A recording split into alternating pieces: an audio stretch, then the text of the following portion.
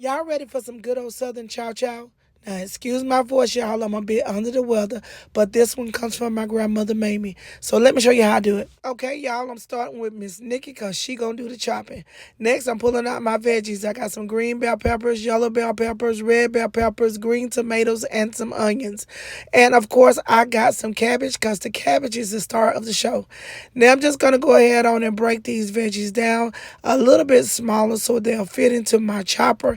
Y'all know I can't use these on hands because they'll swell up and start hurting. So once I get these veggies chopped down, I'm going to go ahead on and start using my chopper, y'all, and chop them up. Y'all, one thing about this chopper is that it is very quick, very easy, and little to no mess. You can't beat that. So y'all, I'm just going to chop these veggies up.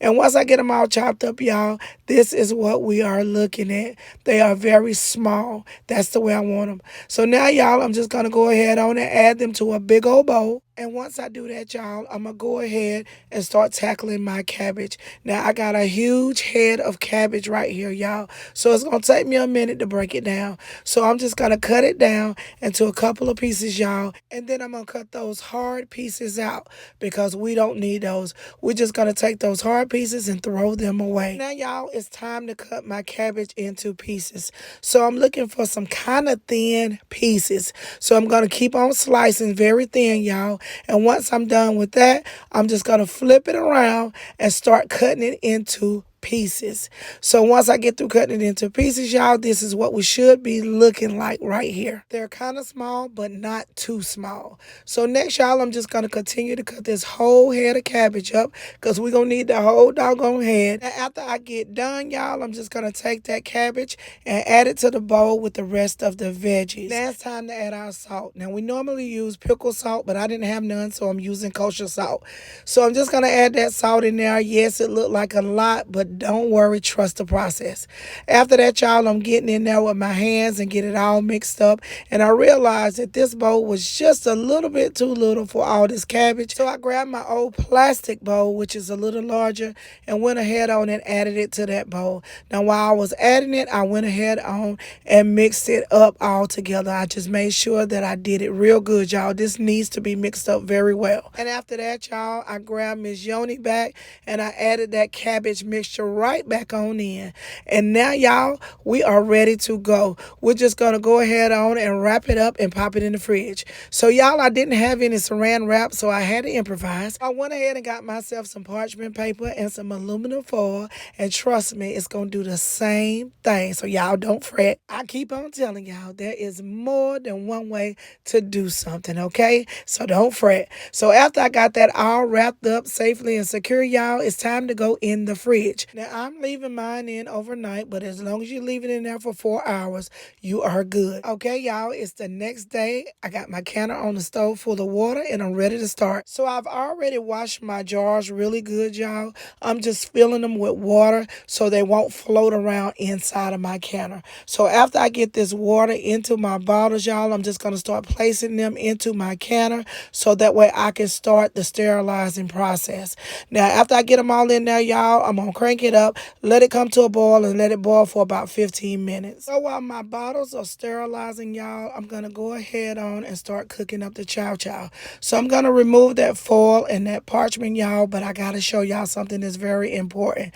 Now, this made a ton of water because y'all know cabbage is full of water.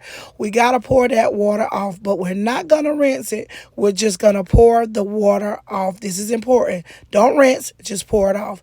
So I'm just going to grab another container, which is Yoni number 2, and I'm going to go ahead on and start pouring that water off. Now, I'm going to make sure I pour every last drop of this water off, okay? Remember, do not rinse, just pour the water off. Now, y'all come on up a little closer so y'all can get in here and see how much water was in here. Now, it's important that we discard this water. So now, y'all, we're going to migrate over to the stove and get the cooking.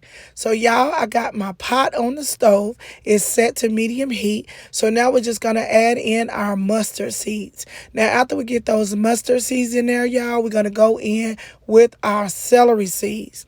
I'm going to go ahead on and pour those in. And after that, we're going in with our white vinegar. Now, we're going to use about 3 cups of this white vinegar. And after we get that in there, y'all, we're going in with some ground ginger. And once I get all of that ground ginger in there, y'all, I'm going in with some roasted garlic powder. Now, after I get that roasted garlic powder in there, y'all, it's time to add in the allspice. Now, once I get all of that allspice in there, y'all, it's time to go in with the sugar. Now, let me stop for a few minutes for the sugar police. Add as much or as little sugar as you like.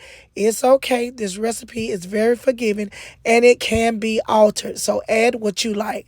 So next, y'all, we're going to go in with our cabbage blend. We're going to put every bit of this cabbage into this pot. We're going to go in and mix it up to make sure it's incorporated really well. And then, y'all, we're going to let it come up to a boil. And then we're going to let it simmer for about 25 to 30 minutes. Just let it cook, y'all. After that, y'all, it should be looking like this. It is all done. It is ready to go. It's looking good and it's smelling good. So look at this masterpiece right here. Oh, wait, y'all. Don't that look good? So now, y'all, it's time for me to grab my jars. So I'm just going to grab my jars out of that hot boiling water. They're already sterilized and they are ready to go. So I'm just going to grab about 3 or 4 of them out because I think that's all I'm going to need to fill. So once I get those all drained and put onto my paper towel, y'all, it's time to fill them up. So now I'm going to bring my pot of Chow Chow in a little closer to my bottles. And I'm also going to grab a couple of funnels. Now, this is going to help us to not touch the rims of the jars. So once I get them all placed, y'all, I'm going to grab me a little bowl and add in some more vinegar. And this is going to help us sterilize the tops, y'all. And now it's time to fill our jars. I'm using a slotted spoon, y'all, because I want to add in as much of this Chow Chow mixture into the jars as possible.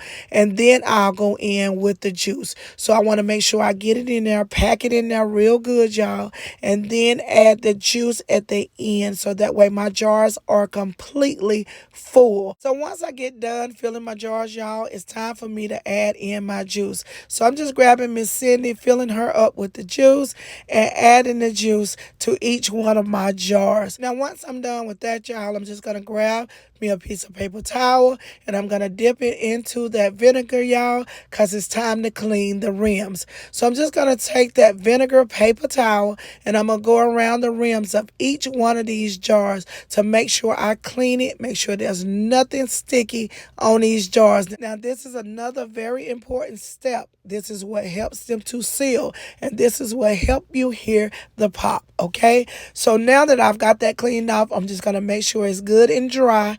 I'm going to go around each rib to make sure that I'm checking, making sure there's nothing sticky, making sure it's good and dry. So now, y'all, we are at the very end and it's time to put the lids on. So now I'm just going to take the inside of the lid and I'm going to place them on each one of my jars. I'm going to make sure that they are good and centered. After that, y'all, I'm going to go ahead on and put the tops on. Now, I'm just going to tighten these up just tight, okay? Put them on, tighten them up just tight. You don't want them to be super-duper tight. So now, y'all, it's time to give them a good old bath. Now, this is what you call a water bath. I'm just going to take all of my cans and I'm going to add them back to my canner. Now, once I get them all in, y'all, I'm going to crank that temperature up until it comes to a rolling boil. Then I'm going to place that lid on and I'm going to let it cook for about 15 minutes. 15 minutes is up, y'all. So now I'm just going to remove my jars onto a dry towel and I'm just going to let them sit until I hear the pop. I know y'all heard that pop. So y'all, look, we are all done. We can store it or we can eat it. But I promise y'all, that's good right there.